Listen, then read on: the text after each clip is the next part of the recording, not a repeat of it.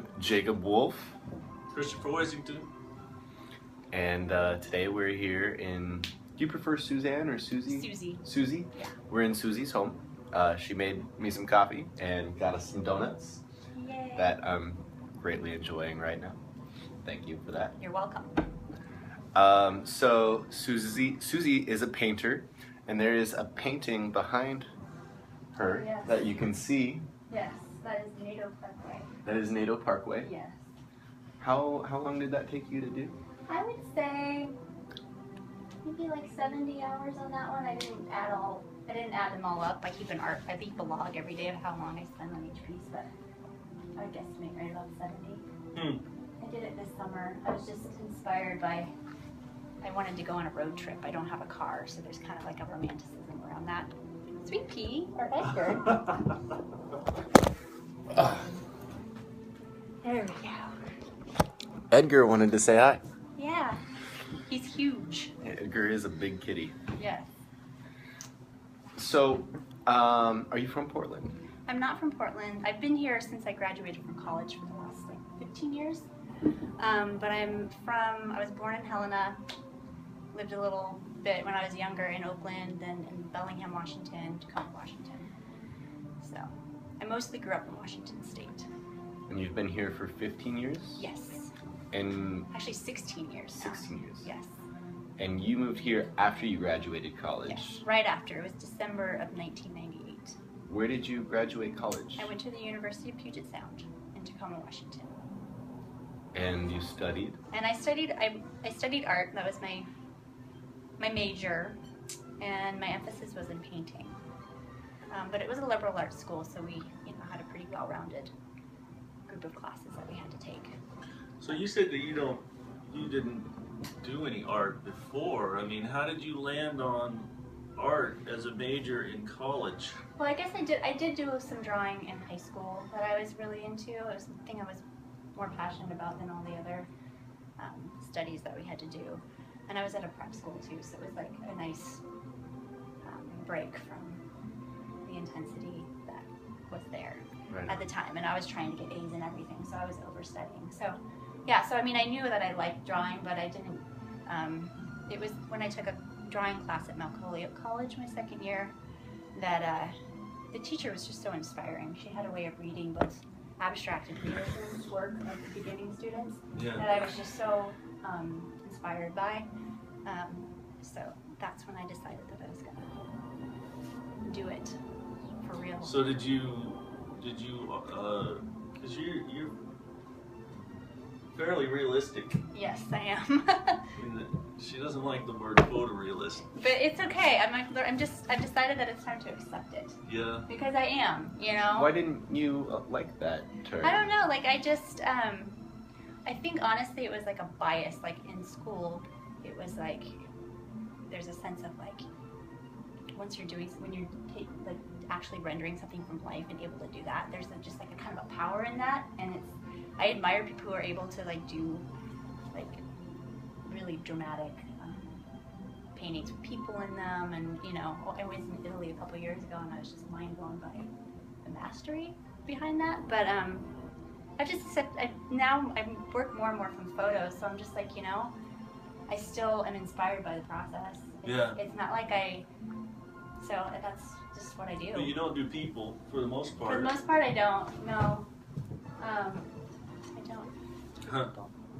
Did you try to do people and decided you didn't like it? That was my most challenging class in school, is figure drawing. I had a really hard time with it, and I still do. I struggle. I do a few pieces every once in a while with faces in them, but it's really like it challenges me very much. So it's not something I'm gonna put aside ever. So I'll try it every once in a while. Yeah. But I saw on your Facebook that I think it was your cousin. You drew a picture.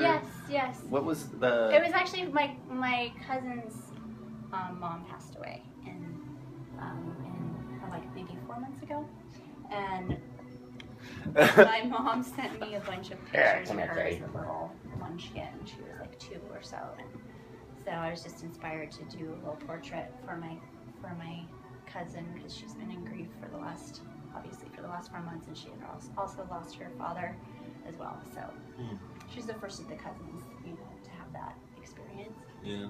So That was nice of you. yeah, no, it's nice. Like, I like doing things like that. I've done a few pet portraits too for people whose pets have passed on. And there's something about that I really connect with, and I would like to do more actually. They're definitely full of photorealistic experiences, but also there's a sense of like you're giving someone a gift to help in the grief. Right on. Yeah. So that's pretty powerful. Do you keep that person in mind when you're yeah. painting it? And Yeah. all that? Yeah, you do. Or I do. My sister just got commissioned to turn one of her friend's dogs into a Pokemon, and I thought that was kind of a neat project. Yeah. It's not really a pet portrait per se, but it was kind of like that. Mm-hmm. Yeah. Pet portrait with a twist. Yeah. Yeah. So how do you have any paintings that we can display? Sure. For folks? I mean, I got a few things that I'm working on. Here's one of the Arno in Florence. if you can just hold it in front of the. Here's a little something. It's almost done. We're getting there. Gotta work on the water in the sky some more. Is this wet? Am I Oh screwing this no, up? you're not screwing it. Okay. Yeah, it's not wet. Oh, but I did. Ruh-roh. I need to do a little sanding on that. So there's that. A little something. I was in Santa Croce in Florence and taking a lot of pictures of the these, what do you call them, sculptures. Yeah. But a lot of like grieving women by either near a dead body or just like this. So I did like a series of 3 of these, and here's one of them. She's hanging out near some books. And it's like in the basement, or not the basement of Santa Croce, but there's this like long hallway downstairs that you go in, and there's a couple of these women. There's one more over here. But I identified with the grief for some reason. So, yeah. How do you pick So there's subject another one. matter for your paintings? When I first started painting, I was kind of immediately enamored of painting rooms, interior spaces. So that was kind of like one of my first passions. And then as I like moved around, actually one of my favorite places I ever lived was this loft, and I just did a handful of interiors in that space because there were so many interesting it was odd. There was like these arched windows with bricks, but then there was also this stage where my bed was that was just kind of like, it's that industrial feeling that was pretty funky. So I've tended toward, I'm going all over the place. I've tended toward interiors, but I've also liked to do still lifes just to like practice painting glass. And but when I do those, I tend to like to do vintage items, or like on a old stove or whatever. Those things interest me.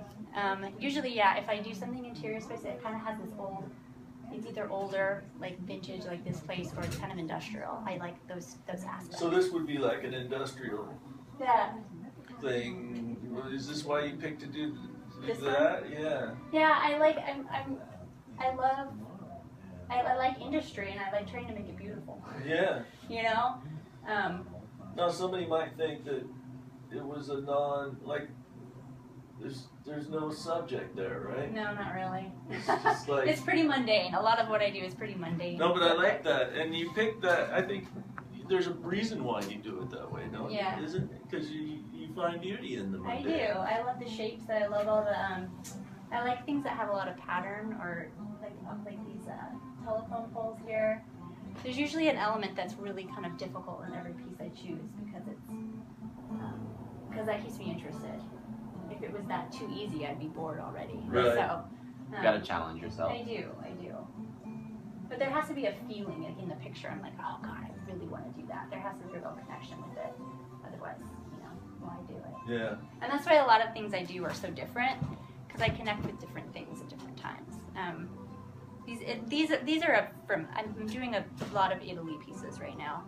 So that's obviously from Italy, and it's got a more obvious, like, beautiful look before I even start. Whereas this is like, Yeah. I like this because it doesn't have that. It's just kind of two things I'm dealing with. One of the things that I love is the wear and tear on things like that we create. Yeah. Like we make these things for ourselves, and like a brand new house or a brand new car or a brand new toy, you know, they're always so pristine and beautiful, you know, but my favorite part is that, you know, 20, 30 years later when they're all beat up and they've been played with or they've been lived in, and I think that's more beautiful than anything new myself. That's kind of why I like to work with a lot of found objects, because I find them and they're usually broken or worn out, you know, and I can change the context of them. Yeah. Oh, go ahead. No. I was just going to add on to that. When I was in school, I really liked the idea of a found still life.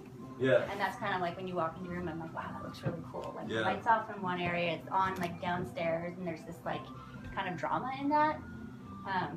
And anytime I try to put a still life together, I feel like it's kind of stupid.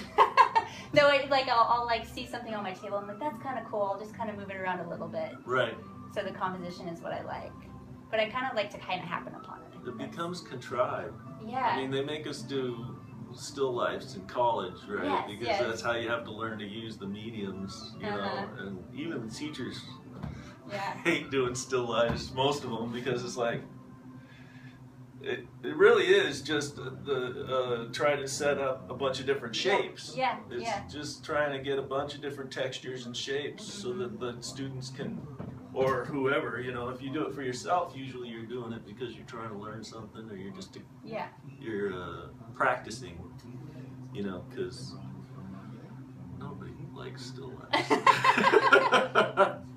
But I do, though. When you see a really beautiful vase of flowers that somebody painted, it's really amazing. It is amazing. I agree. I don't know the process. Like for me, I like to be inspired by the thing that I'm working on. And so if I'm looking at, you know, a pot of flowers on the table for more than 5 or 6 minutes, I lose interest, you know. Well, and the flowers are hard. I don't know how people do this because they die. You know, they change so quickly if you're not like with it, and like I've actually attempted a few flower paintings, and there's only one that I liked. I can't say that I've tried a ton of them, but it's just so frustrating in that way. I'm not fast enough to like make it happen. You must be really meticulous too. Yeah. You find yourself having to remove things and redo them. Yeah, well, what happens is I start with very, very general. Like I don't draw it out exactly how you see it. I just do the general shapes. I will use like a grid, you know, just to kind of help me place things.